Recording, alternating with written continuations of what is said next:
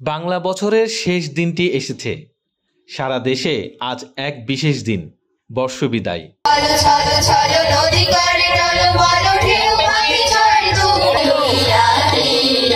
সারা দেশের সাংস্কৃতিক অঙ্গনে চলছে উৎসবের প্রস্তুতি। চট্টগ্রাম সহ বিভিন্ন শহরে আয়োজন করা হয়েছে নানান সাংস্কৃতিক অনুষ্ঠান, নাটক, সঙ্গীত, নৃত্য ও মেলা। চট্টগ্রামে বর্ষবিদায় অনুষ্ঠানটি আরও বিশেষ কিছুতে পরিণত হয়েছে।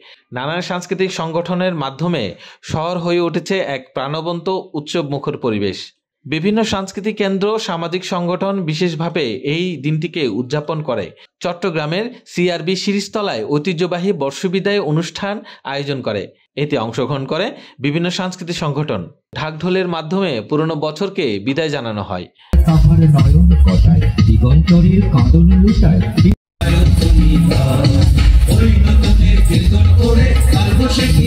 বর্ষবিদায় অনুষ্ঠানে অংশগ্রহণকারীরা গত এক বছরের সাফল্য, ব্যর্থতা, আনন্দ, বেদনা এবং নতুন বছরের আশার প্রতীক হিসেবে বিভিন্ন কাজের মাধ্যমে তাদের অনুভূতি প্রকাশ করে।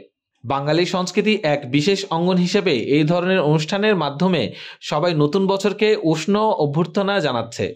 নতুন বছরকে স্বাগত জানাতে এবং পুরনো বছরের সব দুঃখ বেদনা দূর করতে বর্ষবিদায় অনুষ্ঠান বাঙালির জীবনে বিশেষ গুরুত্ব বহন করে।